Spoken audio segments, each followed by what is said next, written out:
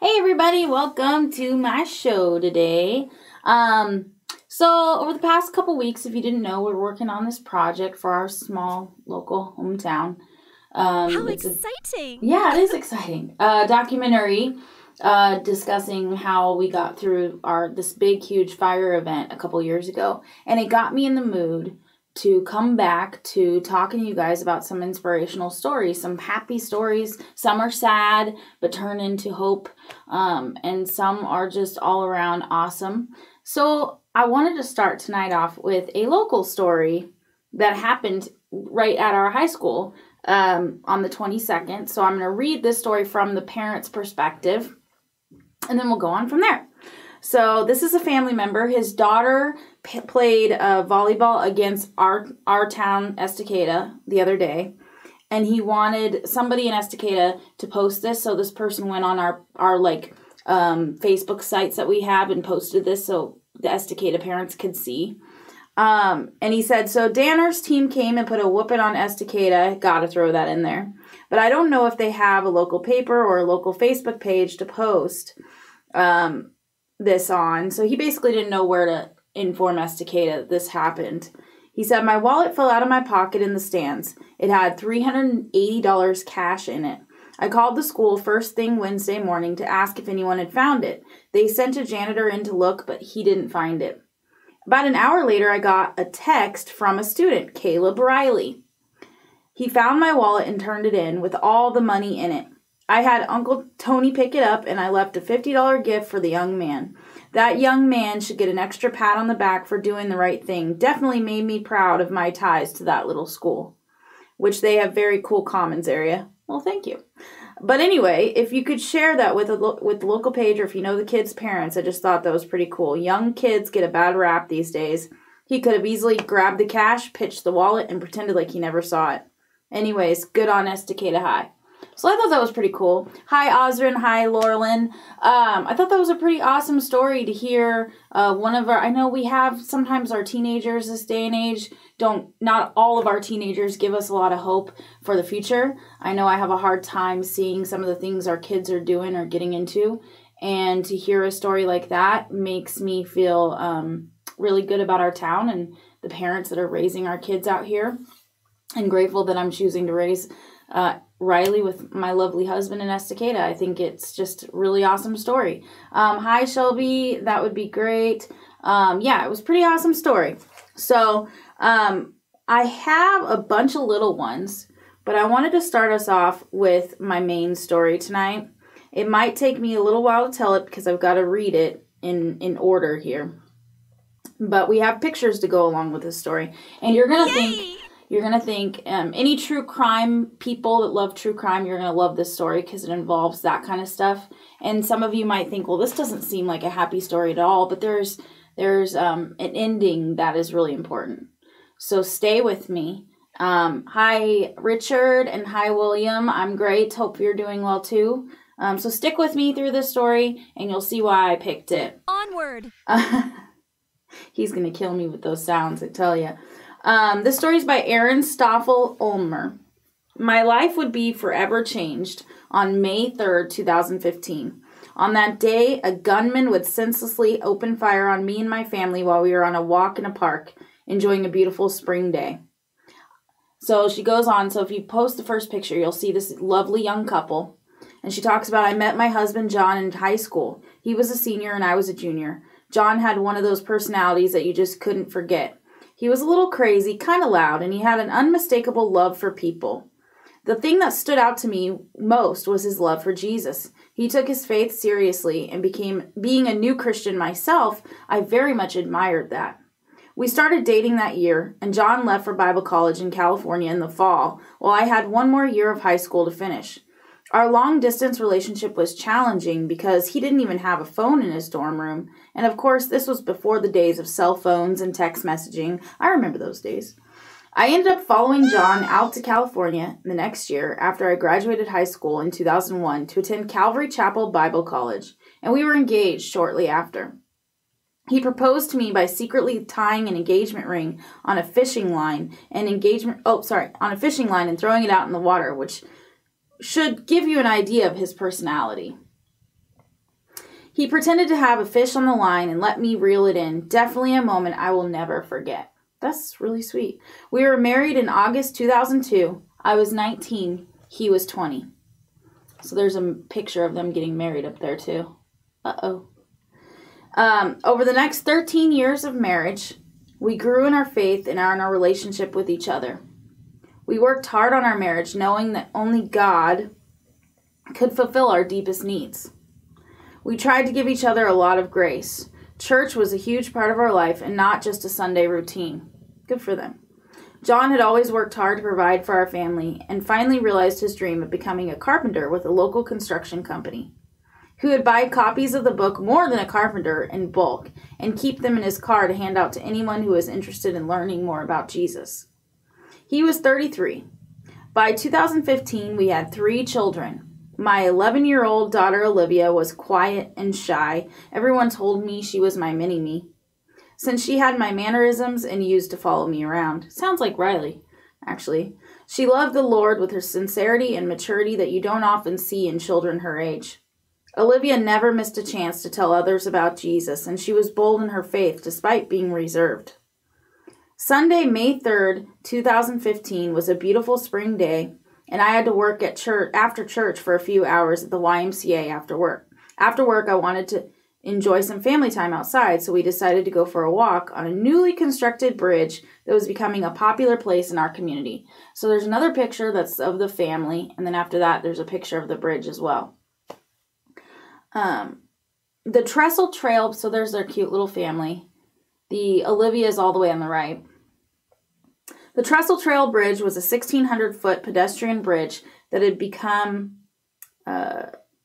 been converted from a railroad bridge and was located on a little lake butte, Des Moines in Menasha, Wisconsin. There it is. We walked all the way from one side to the other and decided to turn around since the lake flies were swarming on the other side. I know what those are like. In the middle of the bridge is a red pavilion with some benches underneath, and as we approached, we noticed a man slumped over on one of the benches, with another man standing nearby. My son Ezra, who was 7 at the time, was further ahead with our dog Sammy. As we came closer to the red pavilion, John approached the man and tried to see what was the matter. Nothing could have prepared me for what happened next. Without warning, the man pulled out a gun and shot John in the chest. He shot my daughter Olivia, and then he shot me through the leg. We all went to the ground.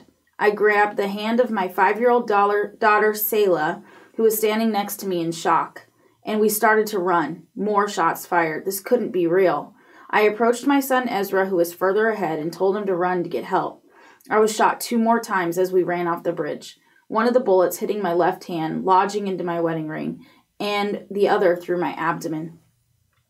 Finally, I reached the end of the bridge, collapsed to the ground. I don't even remember feeling any pain until I stopped to lay there.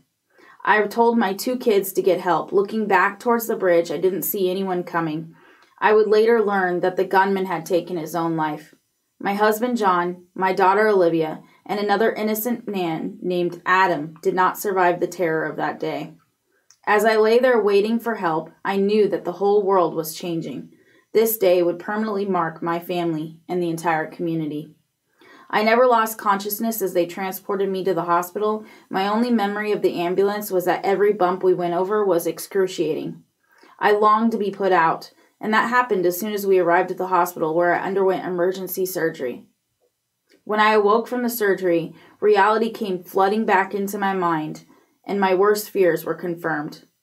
John and Olivia were gone. I couldn't speak because there was a tube in my mouth, and I was still foggy from the medication. But I had to tell everyone what the last words of my husband John were. It was the last thing I heard him say as we ran off the bridge that day, and it came from the heart of a man who loved Jesus and understood what it meant to be forgiven. John said to the shooter, "May God forgive you." I struggled to write this down on paper since I couldn't speak. In the wake of such tragedy, such unspeakable evil, those words from John echoed what was spoken by Stephen in the book of Acts as he was being stoned to death. My physical recovery was slow and painful, with multiple surgeries required to repair the damage done to my hand. My relationship with God was tested, and I had so many questions in my mind about why and how this has all happened. This man didn't know us at all. We just happened to be in that place at that time. What I've come to understand is that God does not waste our pain. There is purpose in it. Tragedy, death, suffering, they change you, and I'm not the same person I was when I stepped onto that bridge in 2015. I realized that I am not alone either. When I read the story of a woman named Elizabeth Elliot, I felt such a deep connection with her and what she went through. She too lost her spouse in an act of violence, but never allowed hatred to consume her. She not only forgave her husband's killers, she shared the gospel with them. Her perseverance through unimaginable hardship and loss and her unwavering faith have inspired me and encouraged me. If you are facing hardship right now, I want you to know that you are not alone. And she goes on to talk about this book, which I will post it later. She said, I shared my story because I want people to know that there is hope in Jesus no matter what your circumstances are. We grieve, but we do not grieve as those with no hope. And then there's a Bible verse on here I wanted to share with you guys before I move on to another story. Brothers and sisters, we do not want you to be uninformed about those who sleep in death, so that you do not grieve like the rest of mankind who have no hope. That's 1 Thessalonians 4:13. So the reason I shared this story is because we go through a lot of trying times. I mean, throughout our lives, there's a lot of things that happen. Some of us have been through some crazy, unimaginable tragedies. Some of us have lost loved ones. Some of us have been through a lot of hardship and heartbreak. But what happens to you isn't what defines you. It's how you respond and how you get back up. And I think it's really important to focus on your not losing faith and not losing hope. Just like when the fires hit us a couple years ago, listening to all the stories of everyone coming in here to tell their story for our documentary has just really inspired me to continue to push those stories of hope forward. So we're going to do this more often. Some comments. Kelly says, hi, sweetie. How are you? I'm okay. How are you? Laurelyn said, it's so sad. I can't even imagine her suffering. And then Joel said, I'm sharing story of hardship and faith. So before we go on to more, Connie says, Brandy, thanks for that story. I think I need to sit with a tissue box next to me. Yeah, I almost cried telling it, so I'm glad I made it through. So let's go to our first sponsor, and then we'll come back and we'll talk about some more happy, peppy stories that aren't quite so hard to get through. Our first sponsor is Whitney Signs. If you start the show over later when we're done, you can see the beginning. Whitney Signs is great. They're a local sign company here. We talk about them every week because they're amazing. We love them. Check out their video.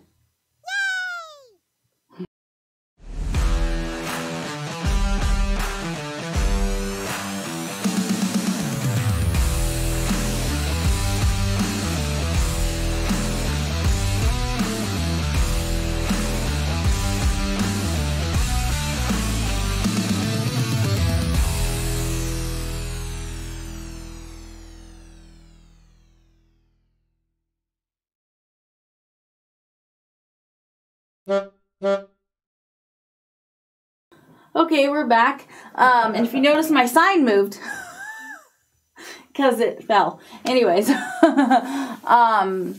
I wanted to tell you this story. It's one of those stories that has a moral to it. It's not like a true life story like the rest of my stories will be.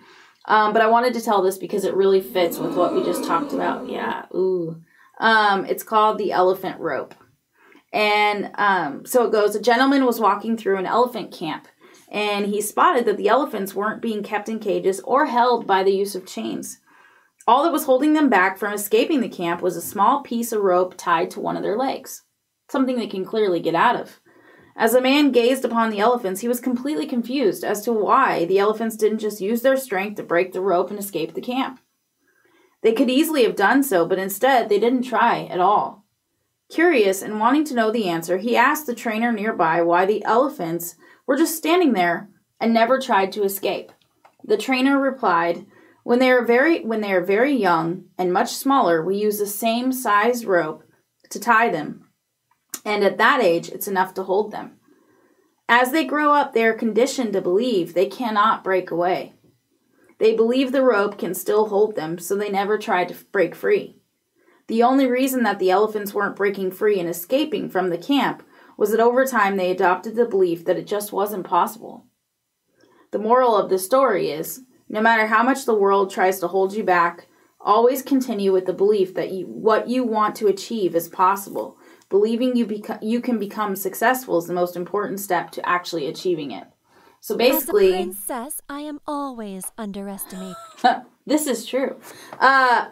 So basically how this ties us together is no matter what you're going through, no matter what hard times you see ahead of you, if you consistently have that faith and that belief that you can get through it or you can succeed, you will. But if you allow yourself to be held back, you won't. It's really important to not hold yourself back. That's a big thing that a lot of people do, I think. I've done that. Lauren said, everyone's hardship leaves a very deep impact in their life. That's true. Just listening to our stories that we're filming for our documentary, everybody has been touched permanently by some of the hardships we've had in our town. It's crazy. So I have another few stories to tell you guys. Sorry, I'm just trying to get through the notes here, so I'm not rereading that. This one's really cool, and I actually have another story to add to it that's a personal one that after I read it. So when the supermarket clerk tallied up my groceries, I was $12 over from what I had with me. I began to remove items from the bags when another shopper handed me a $20 bill. Please don't put yourself out, I told him. Let me tell you a story, he said. My mother is in the hospital with cancer. I visit her every day and bring her flowers. I went this morning, and she got mad at me for spending money on more flowers. She demanded that I do something else with that money. So here, please accept this. It is my mother's flowers. Aw, that's so sweet. Yeah, I've had several.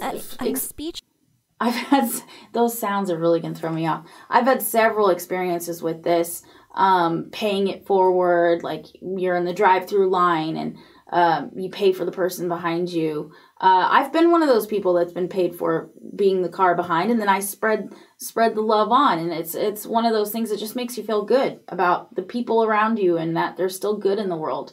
Or, go buy a Christmas tree and pay for the next person's Christmas tree. We did that one year, and we paid for the person behind us Christmas tree, and then we found out that it kept going for like 10 times. So like 10 people behind us did the same thing until they finally reached someone who couldn't necessarily afford the Christmas tree, and they were able to. So that was pretty cool. Paying it forward can make a big difference. I mean, that's what I spend my life doing, honestly. Comments.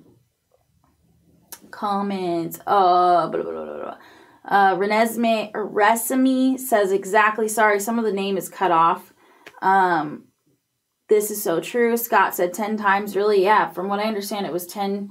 It went like 10 times before it stopped. Very cool. Yep, very cool. This other story is, I forgot about the rules on liquids when you carry on luggage on a plane. Sorry, I am not talking well tonight. So when I hit security at the airport, I had to give up all my painting supplies. When I returned a week later, an attendant was at the baggage area with my paints. Aww.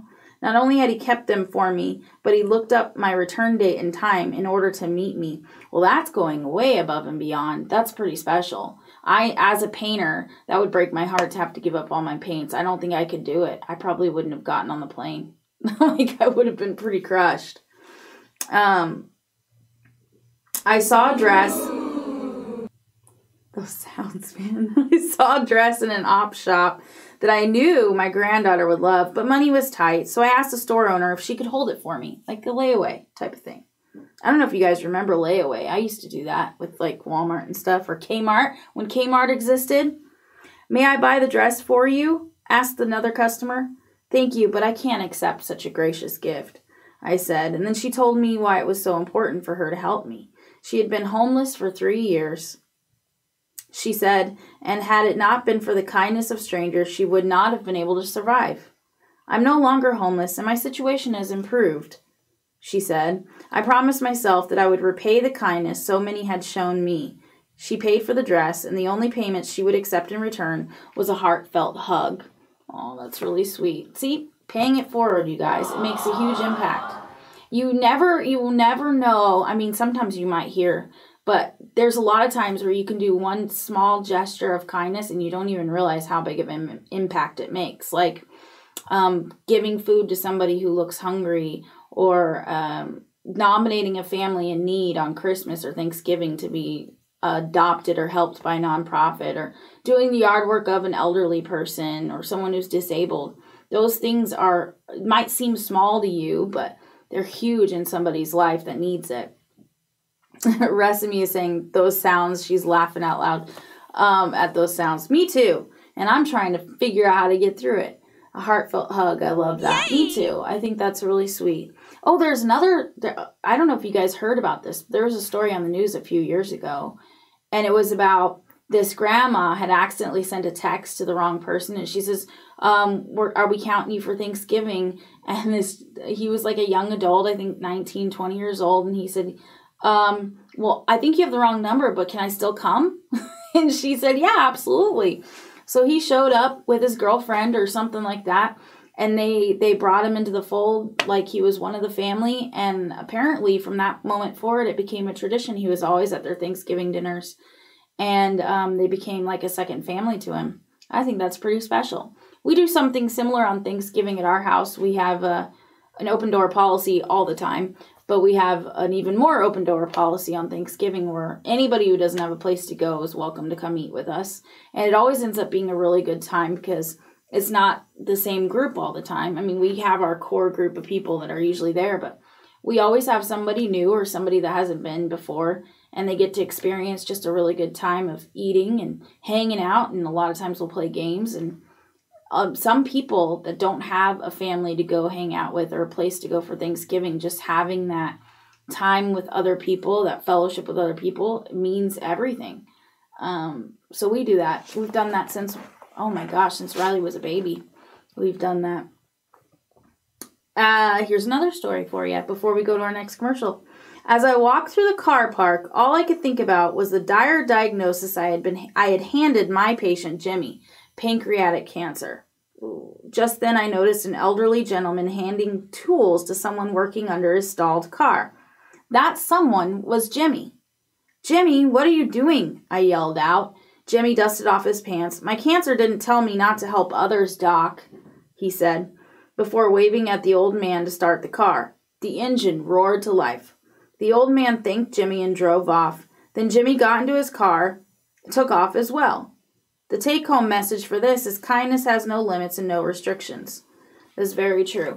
And as somebody who, Jay says, I got to remember to get the marshmallow fluff before the stores are all closed out this year. Yes, you do. Kelly says, hi guys, how are you? Hi, everyone's saying hi to each other. Joel accidentally said Geely instead of Kelly. That's pretty funny.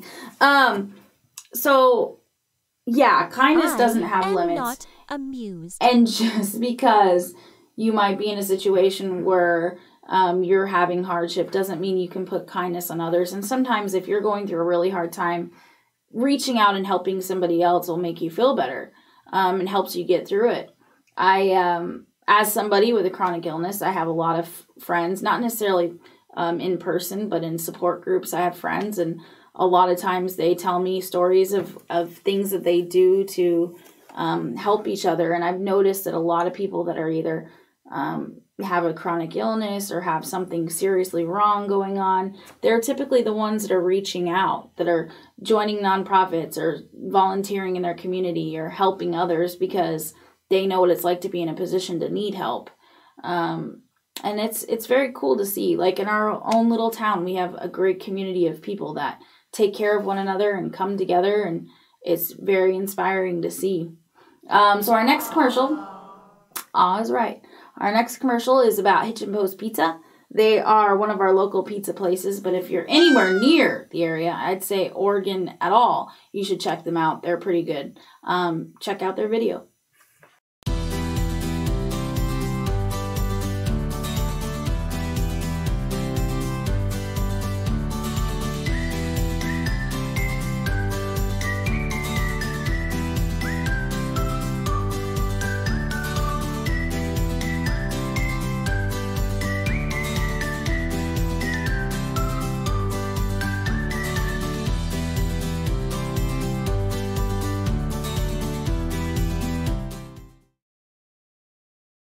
Oh, we're back. Sorry, I was trying to get to my new notes.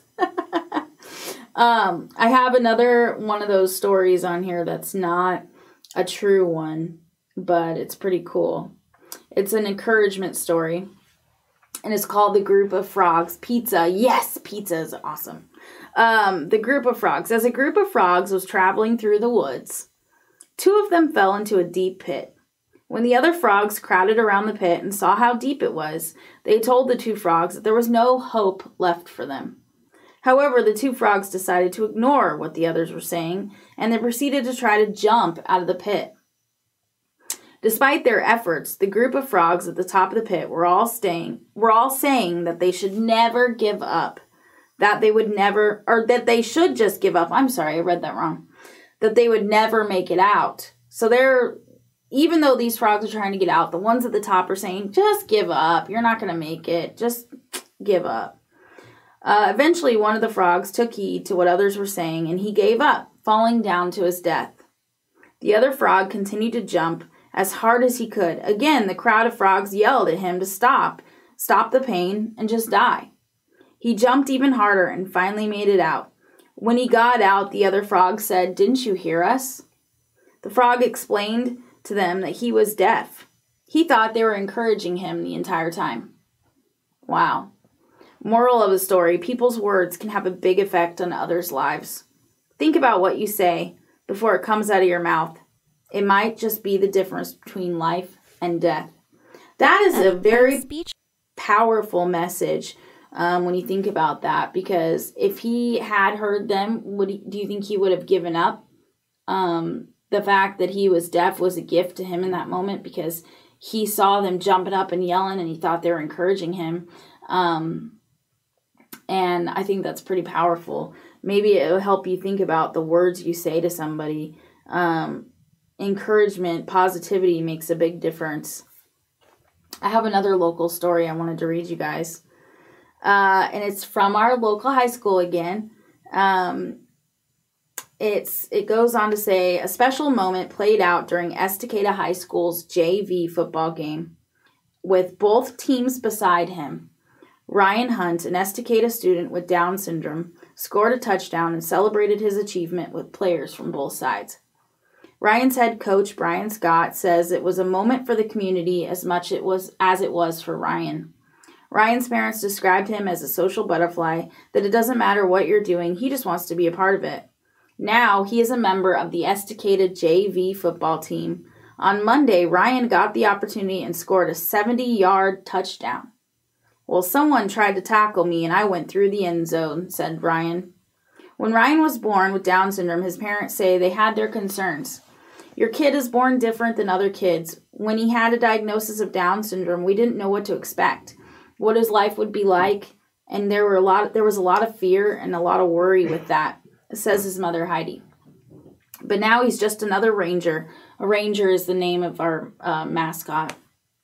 Ryan gets to be just as much a part of the team as anyone else, taking part in drills like tackling and catching with a little help from his mentor. "I kind of do modified warm-ups for him. He can't do them all," says Nathan Hagel, Ryan's mentor. "I don't have to step in a lot of the time because the team will pull them to the side and show him what to do. He does a lot of things with me, like push-ups, waving, tapping on helmets," says Ryan. Now Ryan has 60 new brothers. There's not a guy on that field that doesn't have Ryan in their radar and making sure Ryan's good to go. They're quick when Ryan is confused on something to help him out, says JV head coach Brian Scott. But the road to get here wasn't easy. In 2019, Ryan was in the hospital and on a ventilator for a month. The Hunt family wasn't sure if Ryan would get better.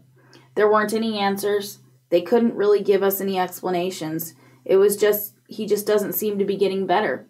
And really was all we ever heard. So that was what his dad said, John.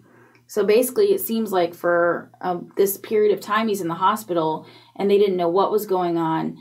They had no answers. That I couldn't imagine as a parent. That would be so scary. To see him now fully engaged in high school, fully present, being a part of a team, it's amazing. I can't even put words to it, says his mother, Heidi. And his mom says that he's the most popular guy in school. I don't doubt that.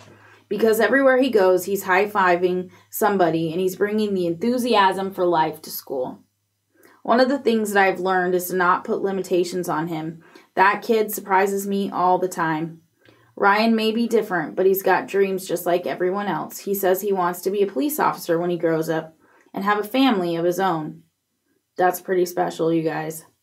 Pretty stinking awesome. So, as a kid, I want to tell this story, but let me see. Oh, Go Rangers. I like that one. Very short, but very meaningful. A group of frogs is called an army. Must be Marines. That's really scary feeling for a parent. Yep, for sure. Growing up, I was diagnosed with my illness when I was really young. And so I was kind of the sick kid. Luckily, I had a lot of great people around me. I had friends probably in every clique, you would call them, of school. High school was tough.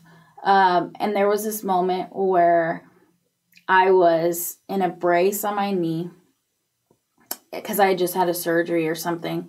So I was on crutches and I had this brace on my knee. And I'd have to get into the bus because I was too young to drive and my parents were working, so I had to ride the bus to school. It was one of those rare moments. I think my brother was 3 years older than me. He would drive me. But nope, I was a sophomore at this time, so he was already doing his own thing. So he wasn't driving me that year. I had to ride the bus. So as I'm coming out of the bus, those few steps you have to get out of the bus with crutches is not so easy. So I'm crutching out of the bus and I get down and I kind of wobble at the end, and this jackass behind me pushed me down and started laughing. He just thought it was the funniest thing in the world. And then he held me down by my backpack. So every time I tried to get up, because, you're trying to get up with crutches and a leg that's in a brace, it's really hard to get off the ground. So I tried to get up. It took me about 20 minutes for finally somebody came by and saw and got him off of me and helped me up. And later that day, he kept trying to taunt me and stuff. And I had a couple friends that helped me through the day. And then I got home and I told my brother that story. And my brother went down to this guy's house and, I won't tell you what he did, but at that time, my brother and I were really close and he took care of it. And I never had the problem ever again. Now, this is an example of a time when I could have given up. I could have said, you know what, I don't want to go to school. I had this thing where if I couldn't go to school, I didn't have to because of my illness and because of things I was going through. I could do things at home. Joel said they still haven't found the body. Not quite that severe, but, I could have given up. I could have said, this is too hard. I don't want to do this. And I could have stayed home for the remainder of the year, but I didn't. I went back the next day and I had some amazing people around me that, helped me through it, and it's one of those moments where I could have taken it and it has clearly impacted me to this day, 22 years later, but, it helped me to be stronger. And I never let that get me to a point where I, gave up on going to school or gave up on doing life normally. Kelly said, what a POS, yeah. And Joel said, you still haven't given me that guy's name. Lauren said, well, how could he do that? Joel said, they still haven't found the body. And Laurelyn said, you really need to give that guy's name to Joel, dear. His name was Ben. I don't know his last name. He was a little punk. But there's all kinds of these moments in our life. We go through hard times. We have things that all of us have our struggles. All of us have our mountains to climb. But if you focus on the bad and you don't focus on the good, you miss out on a lot of things. If you focus on the positive and you don't let the bad get you down, you see a lot of beauty in the world. I just heard a really loud noise out there. Hopefully all is okay. I have another story for you. I just have to get it. Okay, so the butterfly. Now I like this one. The butterfly is a story about struggles, which we've been talking about. A man found a cocoon of a butterfly One day, a small opening appeared. He sat and watched the butterfly for several hours as it struggled to force its body through that little hole, until it suddenly stopped making any progress, and it looks like it was stuck. So the man decided to help the butterfly. He took a pair of scissors and snipped off the remaining bit of the cocoon. The butterfly then emerged easily, although it had a swollen body and a small, shriveled wings. The man didn't think anything of it and sat there waiting for the wings to enlarge to support the butterfly. But that didn't happen. The butterfly spent the rest of its life unable to fly, crawling around with tiny wings and a swollen body. Despite the kind heart of the man, he didn't understand that the restricting cocoon and the struggle needed by the butterfly to get itself through the small opening were God's way of forcing fluid from the body of the butterfly into the wings to prepare itself for flying once it was out of the cocoon. The moral of the story is our struggles in life develop our strengths. Just like I said, without struggles, we never grow and we never get stronger. So it's important for us to tackle challenges on our own and not be relying on help from others. That is true. I mean, having help from others is okay. That's a good thing. But like this is saying, our struggles make us stronger. Like, for example, the fires we had a couple years ago. I know I go back to that, but it's really in my head because I've been going through these interviews, and we just had all these people interviewing here. But it really strengthened our town. It helped. Would I say I want a fire? No, absolutely not. But it strengthened our town in the way that we realized our strength comes from coming together. Our strength comes from our community as a whole, being there for one another, helping each other. Our strength comes from knowing all the wonderful gifts our community has and how many people can come together and stop a tragedy from getting worse. If we didn't have the community we have, we wouldn't have the town, because that fire was coming, and the only way we saved our town was by coming together and fighting it ourselves. We didn't have anyone to come help us. And in fact, our help had gone back. So because of that, now, when other things happen, like a recent fire came, we were able to hit that fire head on, and it didn't turn into the other one. So these struggles can make you stronger, just like people I know with chronic illness or, life-threatening diseases are some of the strongest people I know. Joel said, my daughter's just, so our daughter came in and scared the crap out of him. That was the loud noise we heard. Resimi says, you're really precious, Brandy. Oh, thank you. Millie said, great point. Sherry says, pain has a purpose. It makes us bitter or better. That is so true. That is very true. You could take, pain, and yeah, I have my bad days because I deal with pain every day.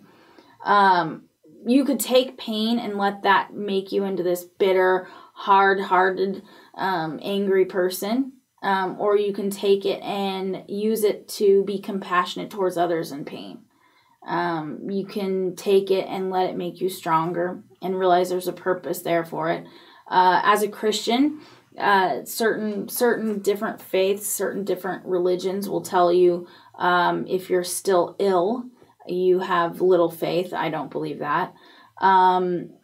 I do believe in healing. I do believe that happens, but I also believe that there's a purpose and a plan, and God's will is not my will.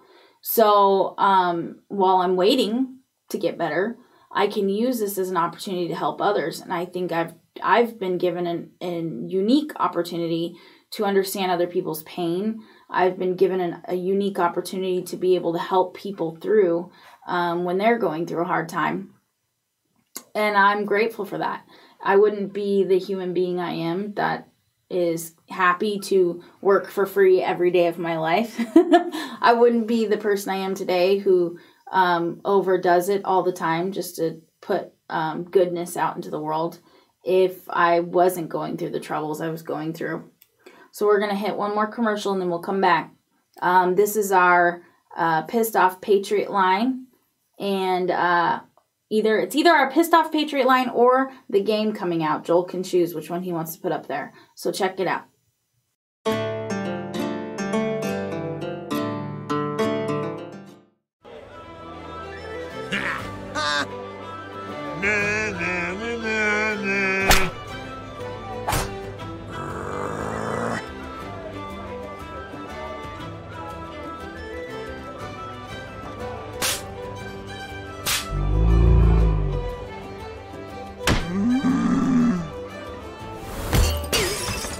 Oh,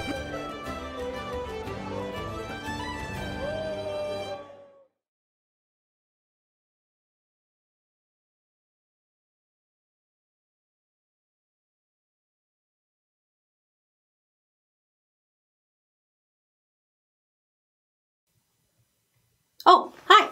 You're back! Yay! Did you guys like that? That's a game coming out soon. It's going to be really cool. I'm excited for that, actually. Sorry, I'm trying to get to my last little story I wanted to read you guys. Here it is. Okay. So this is a story about a man who jumped off a bridge. And it goes on to tell you why, so don't think anything crazy. There's a reason for it. A car crashes on a bridge, and a child is catapulted into the water below. Who will save her? It was a bright spring afternoon along the Maryland coast, and Jonathan Bauer, age 51, a technology executive at a hospital, and his 13-year-old daughter, Ava, were taking full advantage of it. They were driving with the windows down as they headed home on the 1.4-mile, two-lane Route 90 bridge, which spans the shallow waters of Assawoman Bay.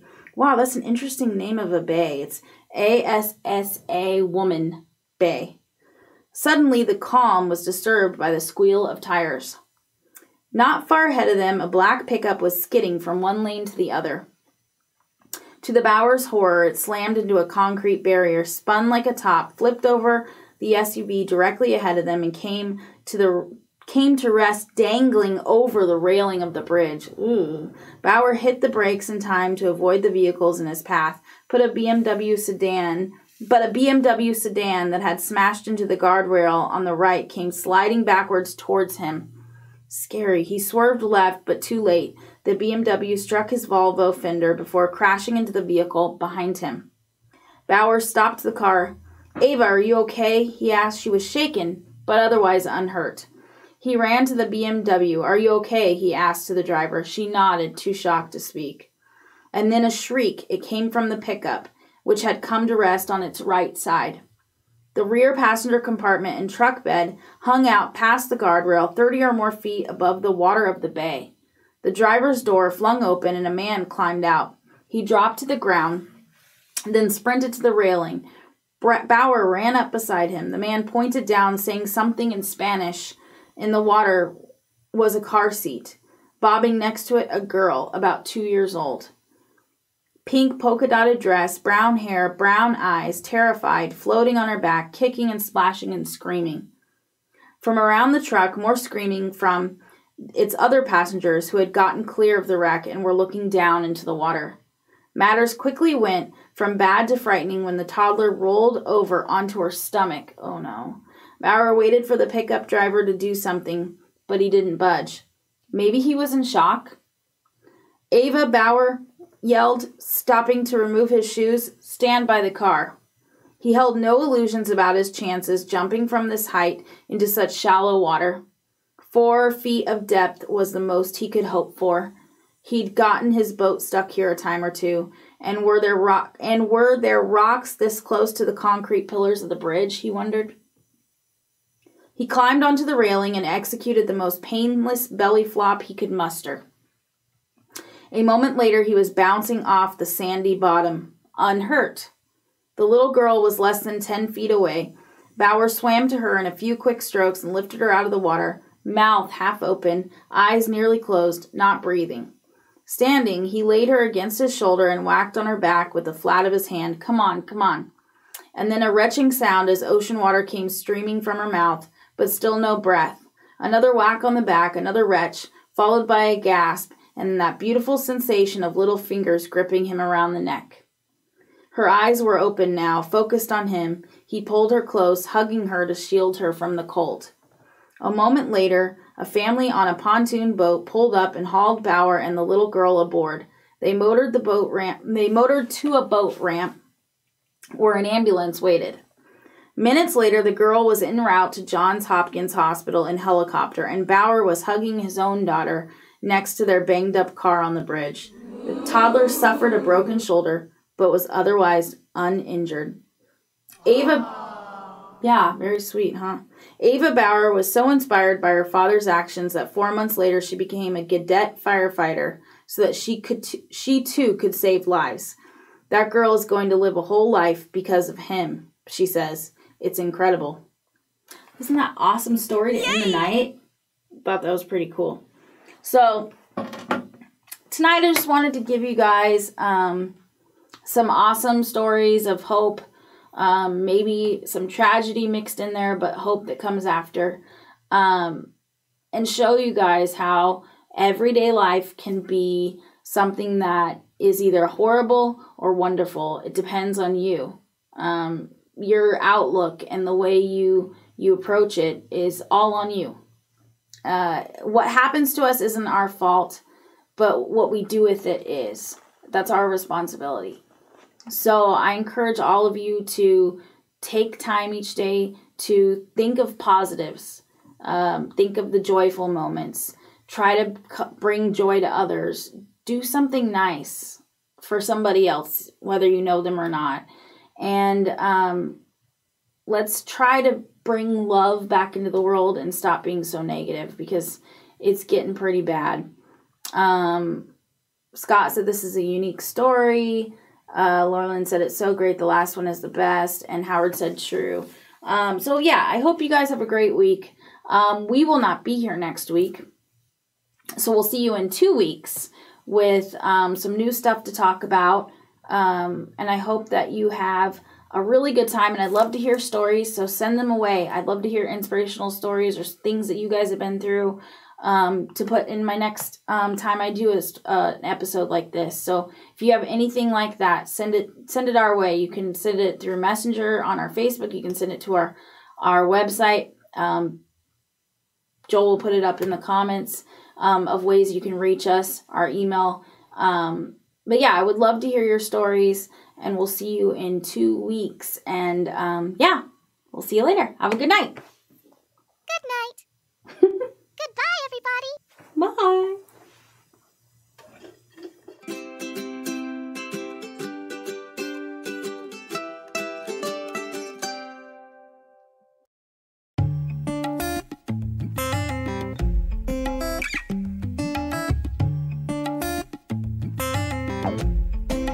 Vocal